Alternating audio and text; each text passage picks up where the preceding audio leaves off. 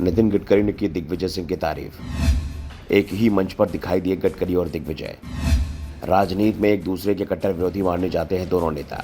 पहले राजनीति में मतभेद होते थे, लेकिन ये मतभेद वैचारिक स्तर पर ही होते थे, मनभेद नहीं होता था और राजनीतिक दुश्मनी जैसी तो बात तो देखने को भी नहीं मिलती थी। नेता अपने विरोधियों की किसी अच्छाई की खुलकर तारीफ करते थे, लेकिन आज राजनीति में राजनीतिक विरोध की जगह दुश्मनी ने ले ली है और दुश्मन को पूरी तरह से तोड़ने के लिए किसी भी हद तक गिराया जा सकता है। यूपीए 2 के दौर से शुरू हुआ ये खेल मोदी सरकार के दूसरे कार्यकाल तक पहुंचते पहुंचते बहुत आगे निकल चुका है, लेकिन कुछ नेता अभी भी इस मामले में अलग दिखाई पड़ते हैं। जिनकी तारीफ जितनी उनके सहयोगी करते हैं, उससे ज़्यादा विरोधी। बीजेपी नेता नितिन गडकरी खुलकर बोलने के लिए जाने जाते हैं और उनका बेबाकी से बोलना ही उन पर भारी पड़ रहा है। पार्टी में उन्हें किनारे लगाने की कोशिश लगातार चल रही है। बीजेपी में सक्रिय राजनीति में शामिल पार्टी के पूर्व अध्यक्षों में नितिन गडकरी अकेले नेता हैं जो बीजेपी संसदीय बोर्ड के सदस्य नहीं हैं, जबकि इसके पहले पार्टी में परंपरा बनी हुई थी कि पार्टी का पूर्व अध्यक्ष संसदीय बोर्ड का सदस्य रहता है, बस वो सक्रिय राजनीति में हो। फिलहाल गडकरी जिस बात को लेकर चर्चा में है वो अपने विरोधी दिग्विजय सिंह की तारीफ करने को लेकर।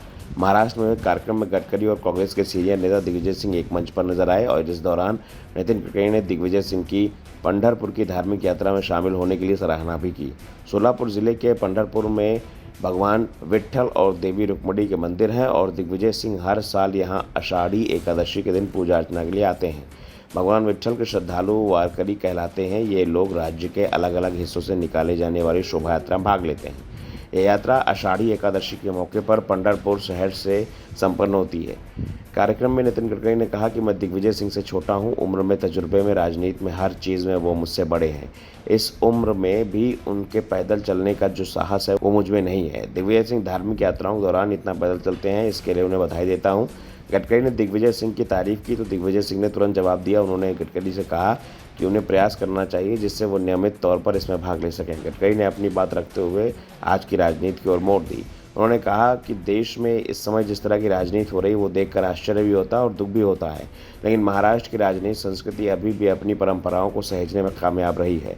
गडकरी ने महाराष्ट्र की राजनीतिक संस्कृति की भी जमकर तारीफ की। उन्होंने कहा कि महाराष्ट्र की राजनीति ऐसी है, यहाँ पार्टियों के बीच मत भिन्नता होती है, लेकिन रिश्तों में कड़वाहट नहीं आने दी जाती।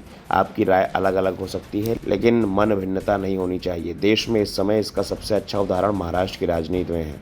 वैसे एक समय गडकरी और दिग्विजय सिंह के बीच टकराव खबरें भी आती रहती थी। गडकरी ने दिग्विजय सिंह के खिलाफ मानहानि का मामला भी दर्ज कराया था। दरअसल 2012 में दिग्विजय सिंह ने कोयला ब्लॉक आवंटन मामले में हुए कथित अनियमितताओं में गडकरी का नाम उछाल दिया था। गडकरी ने इसके बाद दिग्विजय सिंह से कहा था कि वो माफ़ी मांगे और अपने बयान को वापस लें, नहीं तो मजबूरन उन्हें मानहानि का मामला दर्ज कराना होगा। दिग्विजय ने माफ़ी नहीं मांगी तो गडकरी ने दिग्विजय सिंह के खिलाफ मानहानि का मुकदमा दर्ज करा दिया था, लेकिन 6 साल बाद पटियाला हाउस कोर्ट में गडकरी और दिग्विजय सिंह ने संयुक्त याचिका दाखिल कर मामला समाप्त करने की मांग की। केस वापस लेने से पहले दिग्विजय सिंह ने अपने बयान पर खेद जताया था और इसके बाद मामला समाप्त कर दिया था। इसके बाद से दोनों नेताओं के बीच भी बयानबाजी शुरू हो गई। पूरी तरह से राजनीतिक ही रही, इसमें किसी भी तरह के निजी आरोप नहीं लगाए गए। Bureau report, the Navdarpan news.